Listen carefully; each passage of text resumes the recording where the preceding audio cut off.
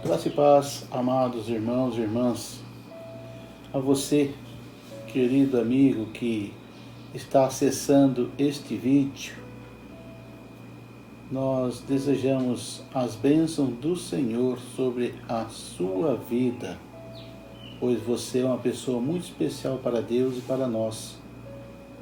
Por isso Deus tem nos colocado esse desafio no coração para estarmos trazendo até vocês essas palavras essas de edificação. Nós temos por hábito de pedir não só a Deus, como pedirmos também a algumas pessoas para estarem orando por nós. Nada é errado nisto. Isto é salutar e devemos fazê-lo. Mas a palavra de Deus nos ensina que nós também podemos e devemos orar. Devemos orar e intercedermos por vidas. Quero trazer aqui a você alguns motivos que nos levam a entender o porquê de estarmos intercedendo pelas vidas diante de Deus. E isto não é só trabalho do pastor, não é trabalho somente de um grupo, é algo que Deus colocou nos nossos corações. Eu creio que Ele colocou fé no teu coração, então basta você abrir sua boca e conversar com Ele, Ele vai te ouvir. E eu quero estar aqui nesse dia, trazendo a você uma palavra aqui que Deus trouxe ao meu coração e quero assim meditar juntamente com vocês. Lá no livro do profeta Daniel, capítulo número 2, verso de número 17 e 18, Daniel ali, ele conclama os seus amigos para estarem intercedendo junto a Deus, não só por ele, mas também por todos, pois havia ali uma situação em que, se não fosse desvendado aquele mistério, todos seriam mortos, todos aqueles que faziam parte ali da Babilônia, que estava à mercê do rei, seriam mortos. E nós vemos aqui Daniel capítulo 2, verso 17, diz assim: Então Daniel foi para casa e explicou a situação a Ananias, a Misael e a Azarias, seus companheiros, para que pedissem misericórdia ao Deus do céu sobre este mistério, a fim de que Daniel e os seus companheiros não fossem mortos com o resto dos sábios da Babilônia. Que Deus assim abençoe a leitura feita em sua palavra. Como é impressionante vermos muitos também, só na hora do sufoco, na hora da angústia, procurarem buscar a Deus. Mas nós temos aprendido que Deus se faz se encontrar em todos os momentos, basta abrir o coração. Não é o caso aqui de Daniel, porque Daniel era um homem de oração, orava 3 vezes ao dia. Mas havia algo especial que devia interceder. Vamos aqui analisar alguns textos bíblicos que nos levam a entender o porquê devemos interceder. O primeiro texto, que se encontra lá em Gálatas, capítulo 6, verso 2, devemos interceder para aliviar a carga uns dos outros. Gálatas 6, verso 2. Levem as cargas uns dos outros e assim estarão cumprindo a lei de Cristo. Então, nós não queremos ver o nosso próximo carregando um fardo sozinho. Então nós assim intercedemos para aliviar a carga dele, aliviar o peso e fazê-lo sentir melhor. Uma outra questão: Quem não intercede, peca contra Deus. Então nós não queremos pecar contra Deus. Lá no primeiro livro de Samuel, capítulo de número 12, verso 23, diz o seguinte: quanto a mim, longe de mim que eu peque contra o Senhor, deixando de orar por vocês. Pelo contrário, eu lhes ensinarei o caminho bom e direito. Quanto a mim, jamais vou deixar de orar por vocês. Porque eu não quero pecar. O pecado de omissão. Eu quero sim me empregar para fazer aquilo que está no coração de Deus, que é interceder pelas vidas, buscar alívio, conforme já o primeiro item que nós vimos aqui, para as pessoas. E lá em Tiago, o apóstolo escreve o seguinte, na sua carta: portanto, Tiago 4, verso 17, portanto, aquele que sabe que deve fazer o bem e não o faz, nisto está pecando. Então, dois textos aqui, Samuel e Tiago, falam que nós devemos fazer. Orar, um fala que devemos orar, é específico. O outro fala que devemos fazer o bem. E orar é fazer o bem. E nós cremos que o Senhor ouve as nossas orações.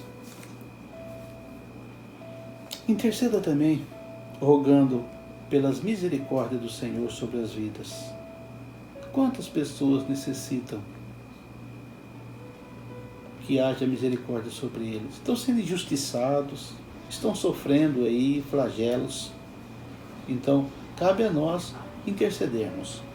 Lá em Filipenses 2, verso 1 e o verso número 5 diz assim: portanto, se existe alguma exortação em Cristo, alguma consolação de amor, alguma comunhão do Espírito, se há profundo afeto e sentimento de compaixão, verso 5, tenham entre vocês o mesmo modo de pensar de Cristo Jesus.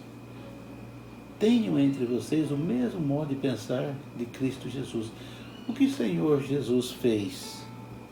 Como ele agiu? Ele intercedeu. Ele rogou ao Pai por vidas. Ele ministrou bênçãos sobre as vidas. Reconhecendo assim a certeza que somos, ouvidos por Deus. Você tem que ter essa confiança que você é ouvido por Deus. Olha, vou falar de mim. Tem muitas coisas que eu já orei e acabei até esquecendo do que eu havia pedido. Mas eu quero te dizer para você que Deus não se esquece. Deus não se esquece de nada que nós pedimos a Ele. Ah, mas eu orei e não veio a resposta. Aguarde. Porque ainda não foi dado o tempo de Deus de vir a resposta. Talvez tenha vindo de um modo diferente que você havia pedido, do modo que você pediu, que Deus não é obrigado a fazer aquilo que nós pensamos ou queremos. Ele faz conforme Ele apraz, conforme Ele dá prazer. Se as nossas vontades estiverem dentro dos projetos dele, acontecerá. Tem um texto aqui que eu acho ele magnífico nessa questão, que está lá em Gênesis capítulo 19, verso 29. Gênesis 19, verso 29.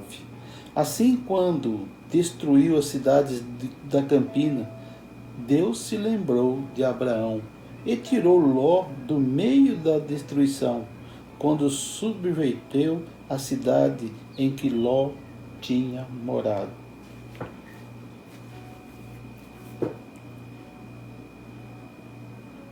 Deus destruiu Sodoma e Gomorra. 2 anjos foram lá para fazer este trabalho que Deus havia enviado. E o Senhor fica conversando com Abraão.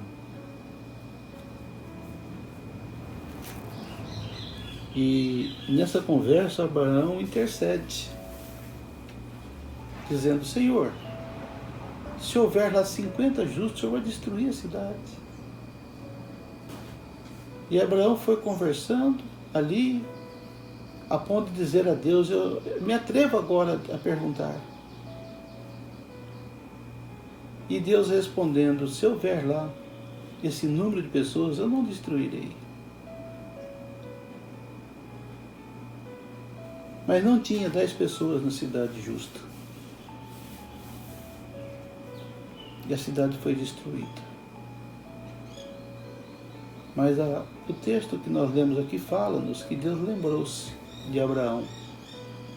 Se você olhar o contexto anterior aqui desse versículo que eu li, em momento nenhum Abraão fala: Senhor, tira o meu sobrinho da destruição, não seja destruído junto com a cidade. O apóstolo Paulo, escrevendo sua carta aos Efésios, ele fala que Deus faz infinitamente mais, além do que pedimos ou pensamos. E Ele o faz. Pode acreditar. Ele faz sempre mais, além do que pedimos ou pensamos. E Abraão não pediu por Ló. E Deus livrou Ló da destruição. Ló e sua família. Só foi destruído da família de Ló e sua esposa, por desobediência. O ato de olhar para trás ali, não simplesmente virar a cabeça e olhar para trás, fixar os olhos na cidade, na destruição, não. O coração daquela mulher estava ali naquela cidade. Por isso que ela não foi salva também da destruição. Já em Apocalipse, João, escrevendo esse livro maravilhoso de Apocalipse, a revelação aqui que ele contempla, Apocalipse 5:8 diz assim: e quando ele pegou o livro, os 4 seres viventes e os 24 anciãos se prostraram diante do Cordeiro, tendo cada um deles uma harpa e taças de ouro cheias de incenso, que são orações dos santos. Olha como Deus valoriza a sua oração. Então pode acreditar, Deus ouve e responde as suas orações. Pode acreditar, meu amado irmão, minha amada irmã. Não só a oração do pastor, que é ouvida, não só a oração de ciclano, beltrano, que são ouvidas, não. A sua oração é ouvida, desde que você coloque o seu coração a buscar a Deus. Ele ouve. Em Atos dos Apóstolos, capítulo 12, verso 5, essa passagem também é tremenda. A igreja estava em oração e Pedro estava preso. Deus enviou um anjo àquela prisão e libertou Pedro. O texto fala que havia incessante oração daquele povo. Deus é um Deus que age. É um Deus que faz. E nós devemos acreditar sempre, sempre, sempre, sempre crer nas providências desse Deus.